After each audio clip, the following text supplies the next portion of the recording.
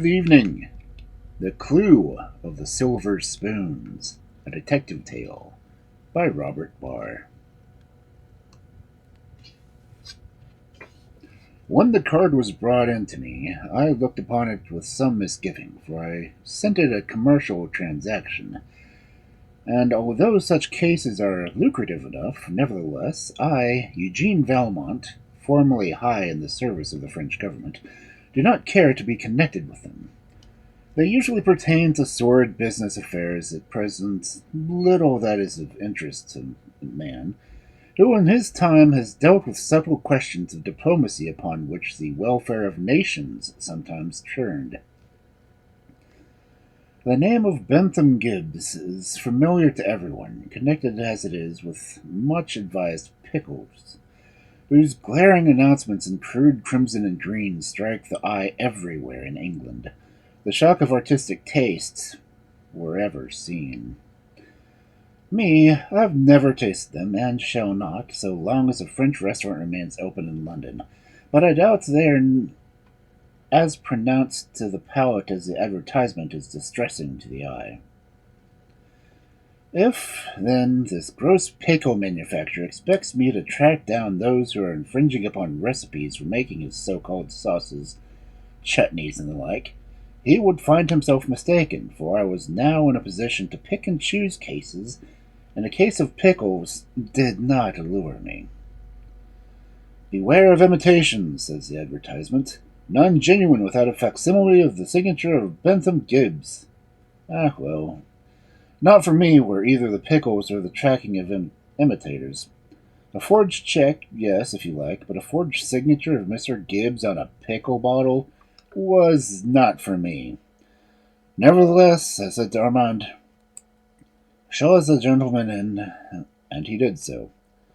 To my astonishment, there entered a young man, quite correctly dressed in a dark frock coat, faultless waistcoat, and trousers, that proclaimed the Bond Street tailor. When he spoke, his voice and language were those of a gentleman. "Monsieur Valmont?" he inquired. "At your service," I replied, bowing and waving my hand as Armand placed a chair for him and withdrew. "I am a barrister with chambers in Temple," began Mr. Gibbs, "and for some days a matter has been troubling me about which I have now come to seek your advice, your name having been suggested by a friend in whom I confided." "Am I acquainted with him?" I asked. "I think not," replied Mr. Gibbs. "He is also a barrister with chambers in the same building as my own. Lionel Dacre is his name." "I never heard of him." "Very likely not. Nevertheless, he recommended you as a man who could keep his own counsel. And if you take up this case, I desire the utmost secrecy preserved, whatever may be the outcome." I bowed, but made no protestation. Secrecy is a matter of course with me. The Englishman paused for a few moments, as if he expected fervent assurances, and then he went on with no trace of disappointment on his countenance at not receiving them. "On the night of the 23rd I gave a little dinner to 6 friends of mine in their own rooms. I may say that so far as I am aware they are all gentlemen of impeccable character.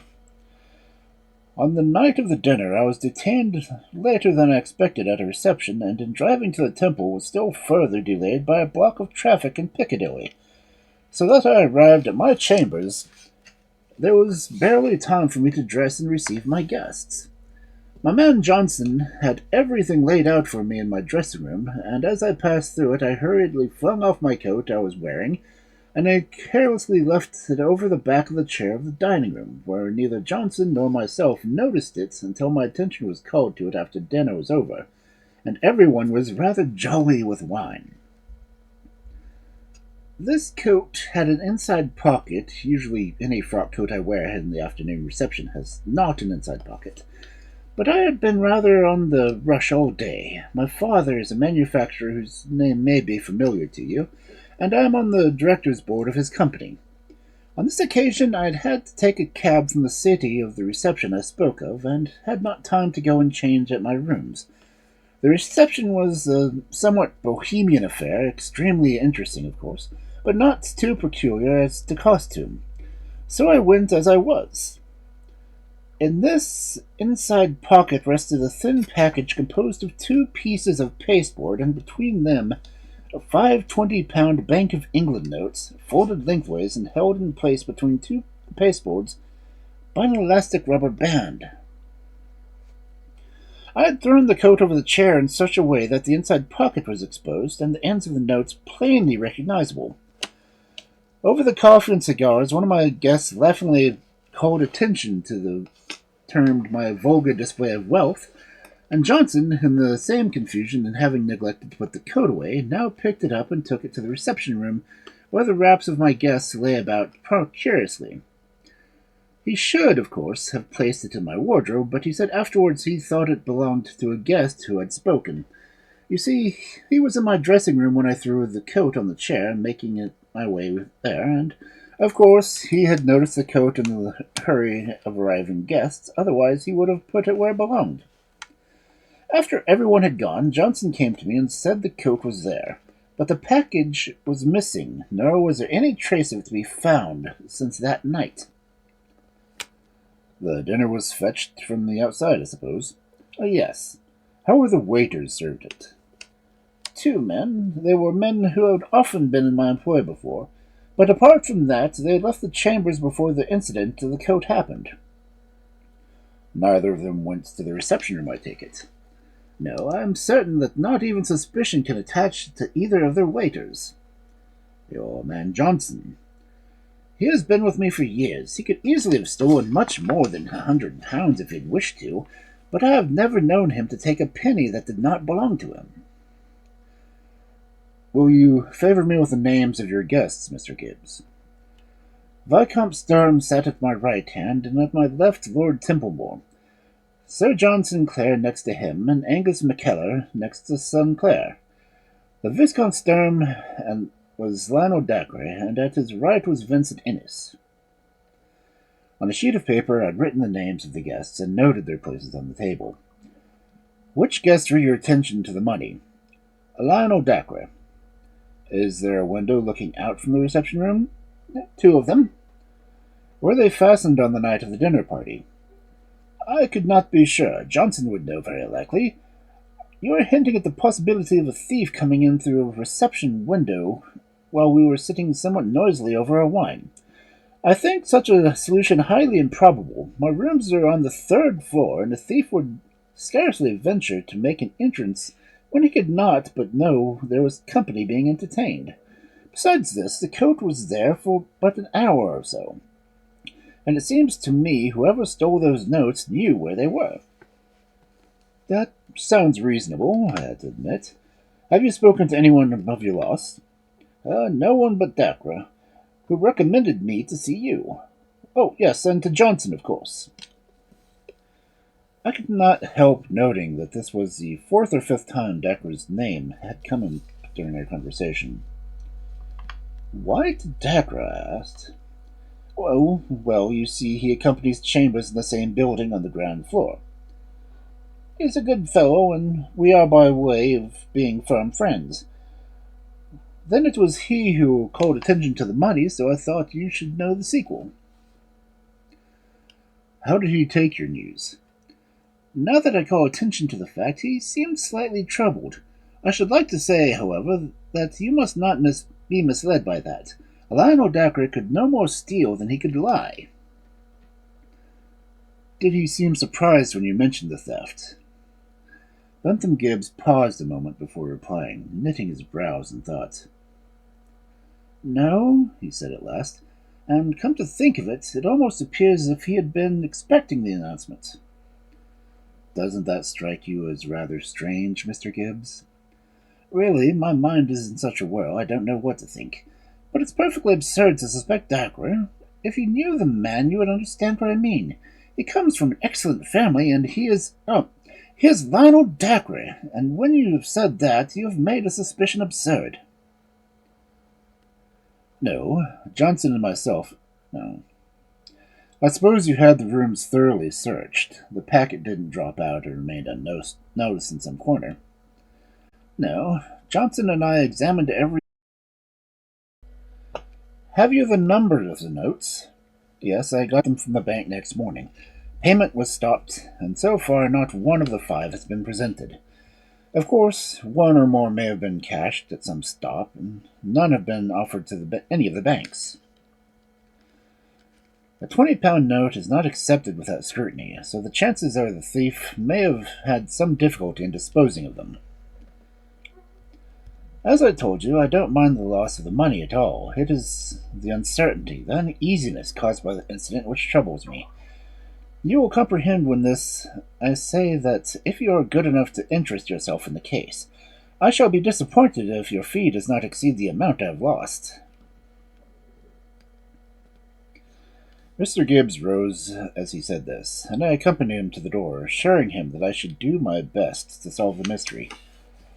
Whether he sprang from pickles or not, I realized he was a polished and generous gentleman who estimated the services of a professional expert like myself.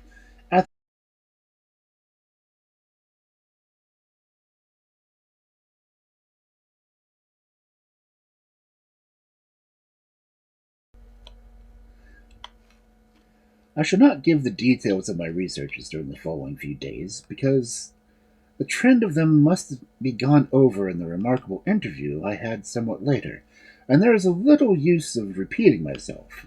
Suffice it to say, the examination close cross-questioning of Johnson satisfied me that he and the 2 waiters were innocent. I was also convinced that no theft was made his way through the window, and I came to the conclusion that the notes were stolen by one of the guests. Further investigation convinced me that the thief was no other than Lionel Dacre, the only one of the 6 in pressing need of money at the time. I had Dacre shadowed, and during one of his absences made the acquaintance of his man Hopper, a surly, impolite brute who accepted my golden sovereign quickly enough, but gave me little in exchange for it. But while I conversed with him, there arrived in the passage where we were talking together a large case of champagne bearing one of the best-known names in the trade, and branded as being of the vintage of '78. Now, I know that the product of Camelot Ferrers is not bought so easily as British beer, and I had learned that 2 short weeks before Mr. Lionel Dacre was at his wits' end for money, yet he was still in the same briefless barrister he had ever been. On the morning of my unsatisfactory conversation with this man Hopper, I was astonished to receive the following note, written on a dainty correspondence card. 3 and 4 vellum buildings, in a temple, E.C. Mr. Lionel Dacre presents his compliments to Monsieur Eugine Valmont, and would be obliged if Monsieur Valmont would make it convenient to call upon him in his chambers tomorrow morning at 11. Had the man become aware that he was being shadowed, or did the surly servant inform him of the inquiries made? I was soon to know. I called punctually at 11 next morning, and was received with charming urbanity by Mr. Dacre himself. The taciturn Hopper evidently had been sent away for the occasion. "My dear Signor Valmont, I am delighted to meet you," said the young man with more effusiveness than I had ever witnessed in an Englishman before, although his very next words supplied and explained that did not occur to me until afterwards were somewhat far-fetched. "I believe we are by the way of being countrymen, and therefore, although the hour is early, I hope you will allow me to offer you some of that bottled sunshine of the year '78, from La Belle France, to whose prosperity and honor we shall drink together. For such a toast my hour is propitious." And to my amazement he brought forth the case I had seen arrive 2 days before, a bottle of that superb vintage. "Now," said I to myself, "it is going to be difficult to keep a clear head if the aroma of that nectar rises to the brain. But tempting as is the cup, I shall drink sparingly, and hope he may not be so studious." Sensitive, I already experienced the charm of his personality, and well understood the friendship Mr. Bentham Gibbs felt for him. But I saw the trap spread before me.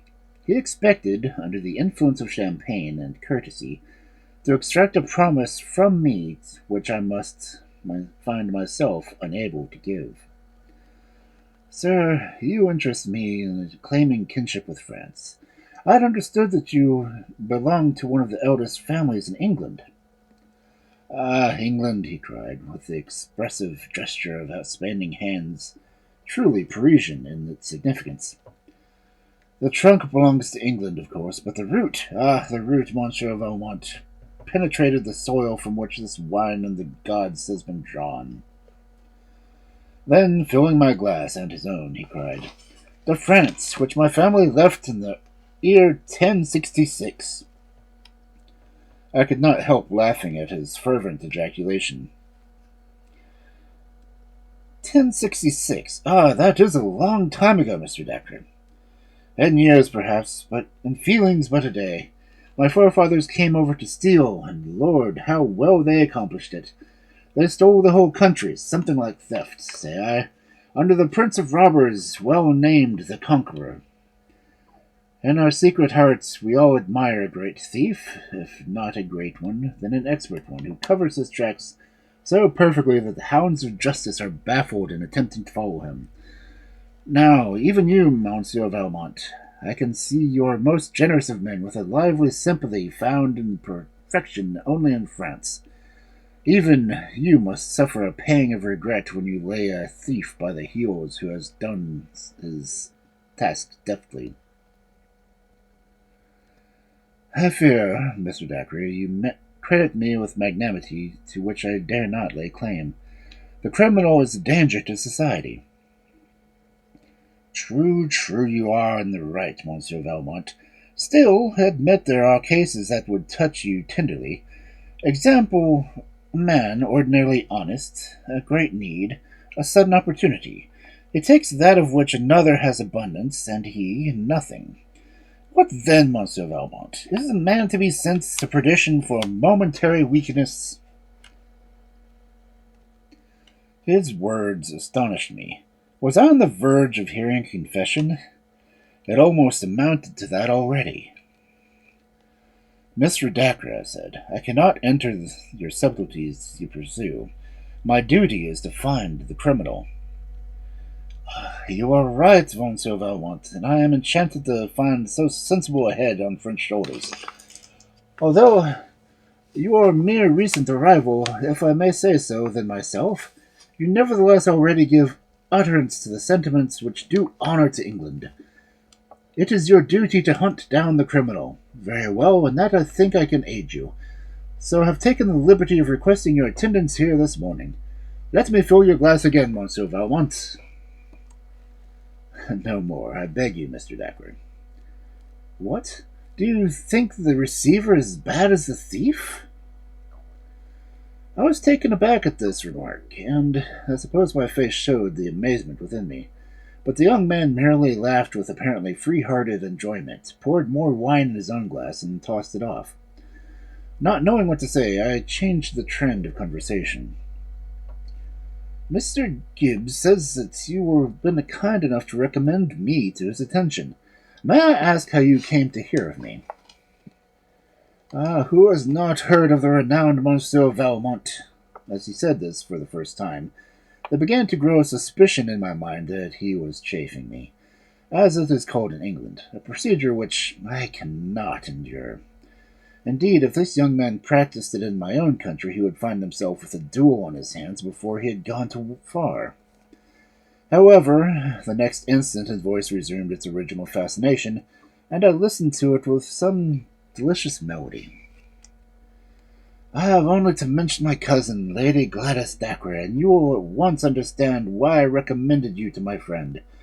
The case of Lady Gladys, you will remember, required a delicate touch which is not always to be had in this land of England, except when those who possess the gifts do us the honor to sojourn with them. I noticed that my glass was filled again, and as I bowed my acknowledgments of this compliment, I indulged in another sip of the delicious wine, and then I sighed, for I began to realize it was going to be a difficult time for me, in spite of my disclaimer, to tell this man's friend he had stolen the money. All this time he had been sitting on the edge of the table, while I occupied a chair at its end. He sat there in careless fashion, swinging a foot to and fro.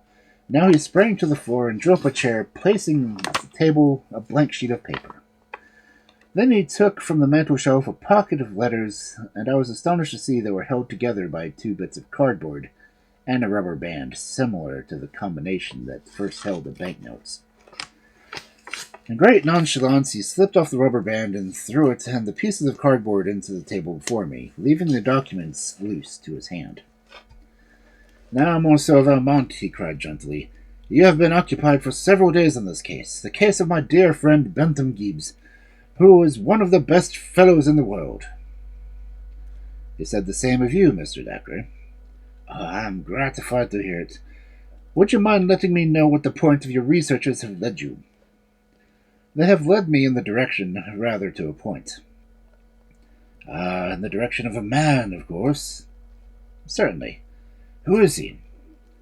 "Will you pardon me if I decline to answer you at the present moment?" "That means you are not sure." "It may mean, Mr. Dacre, that I am not employed by Mr. Gibbs, and do not feel the liberty to disclose another of the results of my quest without his permission." "But Mr. Bentham Gibbs and I see entirely as one in this matter. Perhaps you are aware that I am the only person with whom he discussed the case besides yourself." "That is undoubtedly true, Mr. Dacre. Still, you see the difficulty in my position." "Yes, I do, and so shall not press you further. But I have been interesting myself in a purely amateurish way. Of course, you would perhaps have no disinclination to learn whether my deductions agree with yours?" "Oh, not in the least. I should be very glad to know the conclusion at which you have arrived. May I ask you if you suspect anyone in particular?" "Yes, I do."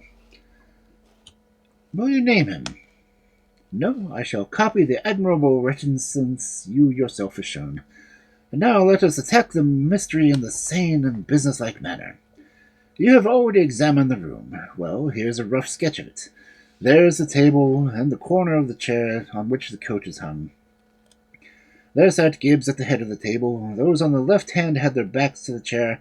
I, being in center to the right, saw the chair, the coat, and the notes, and called attention to them. Now our first duty is to find a motive. If it were a murder, our motive might have been hatred, revenge, robbery, what you like.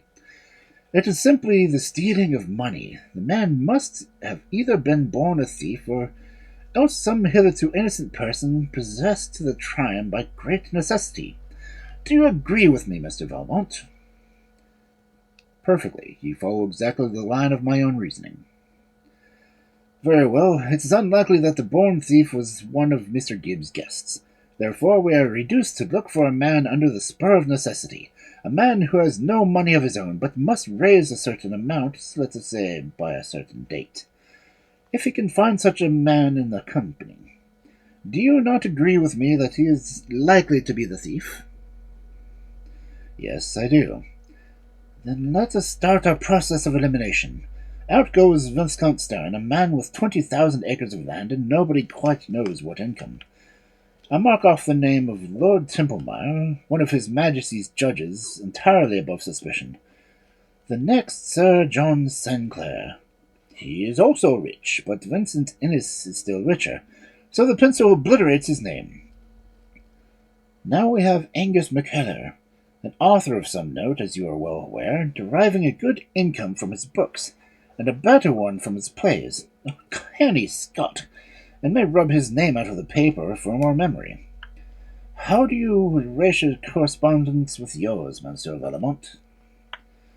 "They correspond exactly, Mr. Dacre." "I am flattered to hear it. That remains one name untouched. Mr. Lionel Dacre, the descendant, as you have said, of robbers." "I have not said so, Mr. Dacre."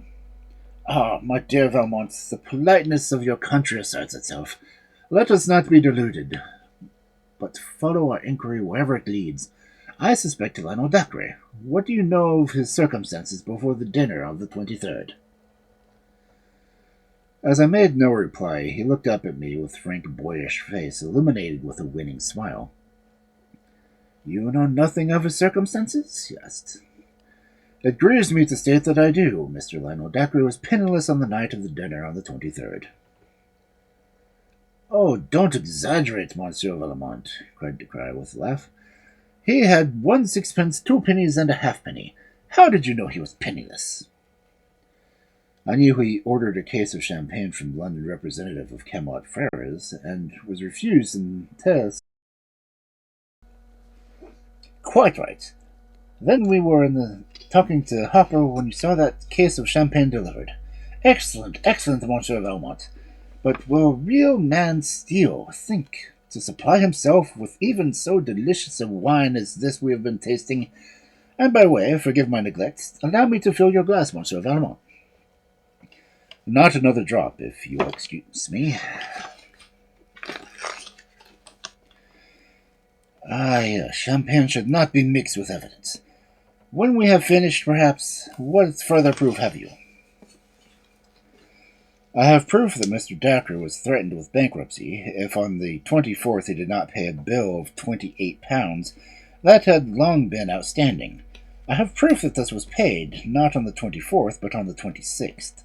Mr. Dacre had gone to a solicitor, and it had assured him he would have the money on this date, where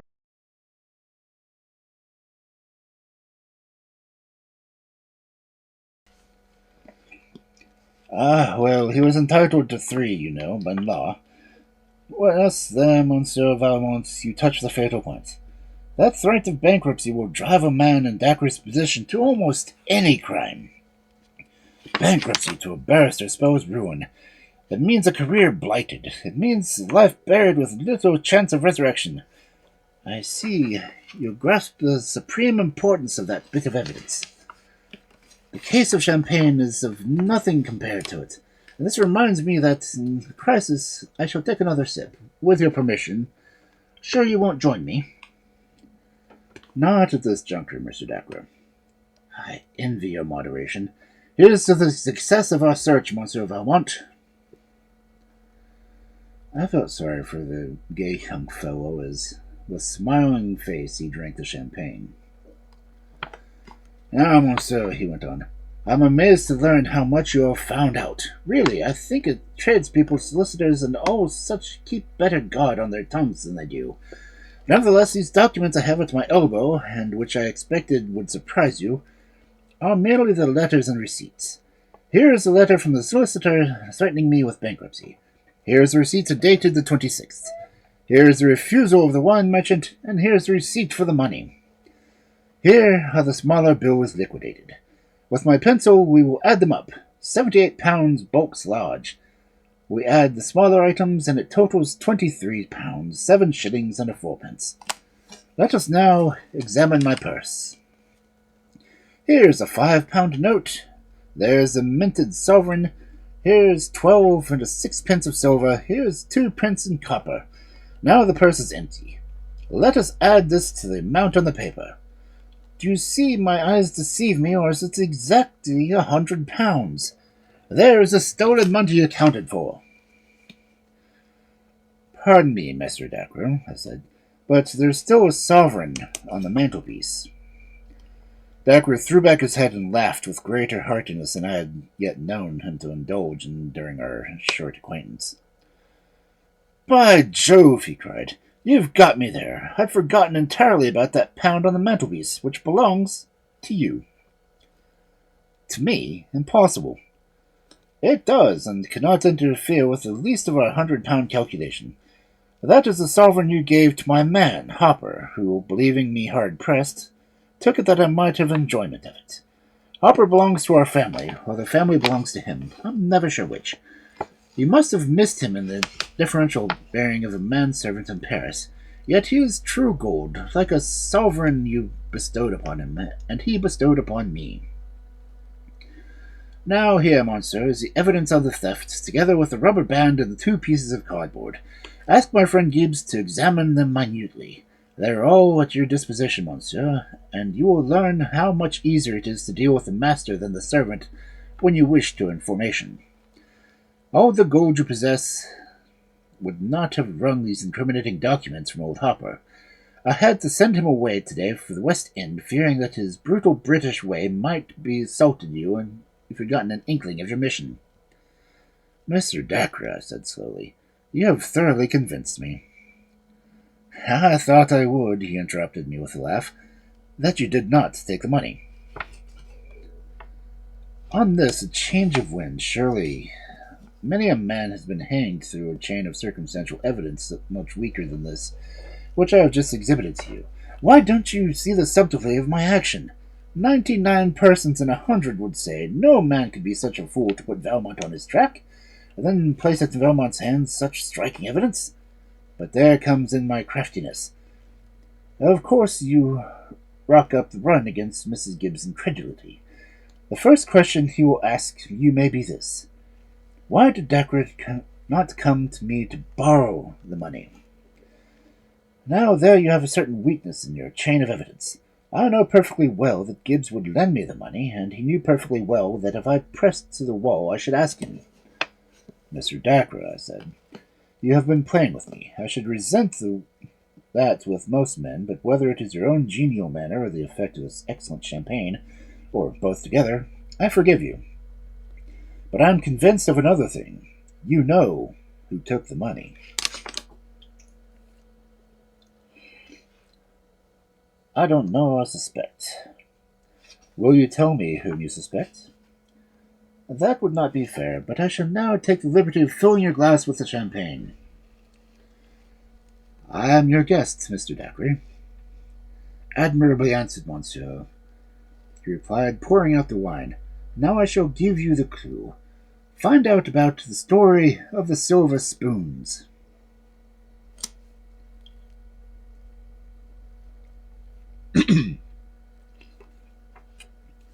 The story of the silver spoons? What silver spoons? Ah, that is the point. You step out of the Temple into Fleet Street, seize by the shoulder of the first man you meet, and ask him to tell you about the silver spoons. There are but 2 men, and 2 spoons concerned. When you learn who those 2 men are, you will know that one of them did not take the money, and give you assurance that the other did. You speak in mystery, Mr. Dacre. But certainly, for I am speaking to Monsieur Eugine Valmont. I echo your words, sir, admirably answered. You put me in my mettle, but I flatter myself that I see your kindly drift. You wish me to solve the mystery of the stolen money, sir, you do me the honor, and I drink to your health. To yours, monsieur, said Lionel Dacre, and here is a further piece of information which my friend Gibbs would never have given you. When he told me the money was gone, I cried in the anguish of independent bankruptcy. I wished to goodness I had it, whereupon he immediately compelled me to accept a cheque for £100, of course, which, as I've shown you, alas, only £6 12 and 8 remains. On leaving Mr. Dacre, I took a hansom to the cafe in Regent Street, which is a passable imitation of similar places of refreshment in Paris. There, calling for a cup of black coffee, I sat down to think. The clue of the silver spoons. He had laughingly suggested that I should take by the shoulders the first man I meet and ask him what the story of the silver spoon was. This course naturally struck me as absurd. Nevertheless, it contained a hint. I must ask someone, and that's the right person, to tell me the tale of the silver spoons. Under the influence of black coffee, I reasoned it on in this way. On the night of the 23rd, someone of the 6 guests there stole £100, but Dacre said that one of the actors in the silver spoon episode was the actual thief. That person, then, must have been one of Mr. Gibbs' guests at the dinner of the 23rd. Probably 2 of the guests were the participators of the silver spoon comedy. But, be that as it may, it followed that one least of the men around Mr. Gibbs' table knew the episode of the silver spoons. Perhaps Bentham Gibbs himself was cognizant of it. It followed, therefore, that the easiest plan was to question each of the men who partook in the dinner. Yet, if one only knew about the spoons, that one must also have some idea that these spoons formed a clue which attached him to the crime on the 23rd, in which case he was likely to divulge what he knew, and that to an entire stranger. Of course, I might go to Dacre himself and demand the story of the silver spoons, but this would be a confession of failure on my part, and I rather dreaded Lionel Dacre's hearty laughter when I admitted that the mystery was too much for me. Besides this, I was very well aware of the young man's kindly intentions towards me. He wished me to unravel the coil myself, and so I determined not to go to him except as a last resort. I resolved to begin with Mr. Gibbs, and finishing off my coffee, got again into a hansom and drove back to the Temple. I found Mr. Gibbs in his room, and after greeting me, his first inquiry was about the case. "How are you getting on?" he asked. "I think I'm getting on fairly well," I replied. Expect to finish in a day or two, if you will kindly tell me the story of the silver spoons." "Silver spoons," he echoed, quite evidently not understanding me. "There happened to an incident in which two men were engaged, and this incident related to a pair of silver spoons. I want to get the particulars about that." "I haven't the slightest idea what you're talking about," replied Gibbs, thoroughly bewildered. "You will have to be a bit more definite. I fear you have to get any help from me." "I cannot be more definite, because I have already told you all I know." "What bearing has all this on our own case?" "I was informed that if I got a hold of this clue of the silver spoons, I should be in a fair way of settling our case." "Who told you that?" "Mr. Lionel Dacre." "Ah, does Dacre refer to his own conjuring?" "I don't know, I'm sure. What was his conjuring?" "A very clever trick he did one night at dinner about 2 months ago." "Had it anything to do with silver spoons?" "Well, it was silver spoons or silver forks or something of that kind. I'd entirely forgotten the accident. So far as I recollect, there was a sleight of hand man with great experience in one of the music halls in town talked to him. Then Dacre said the tricks he did was easy, and holding up a spoon and a fork, I don't remember which, asserted his ability to make it disappear before our eyes, and to be found afterwards in the clothing of someone else present. Silver offered to make him a bet that he could do nothing of the kind, but he said that he would bet no more than one Innes, who sat opposite him. Innes, with some recollection, accepted the bet.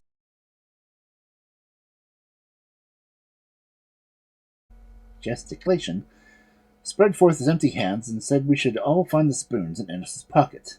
And there, sure enough, it was. It was a clever trick, but we were never able to get him to repeat it.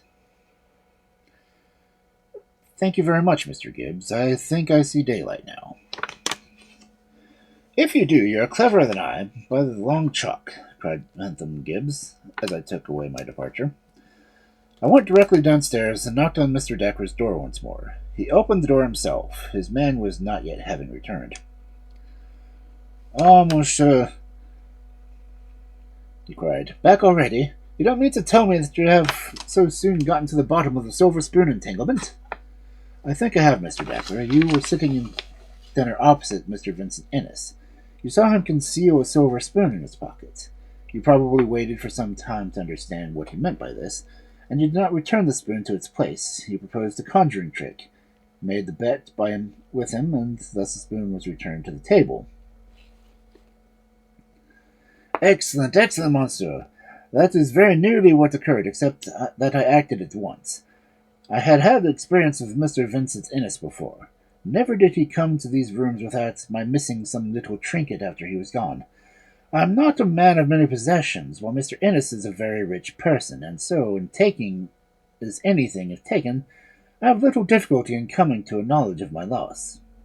Of course, I have never mentioned these disappearances to him. They were all trivial, as I have said, and so far as the silver spoon is concerned, it was of no great value either.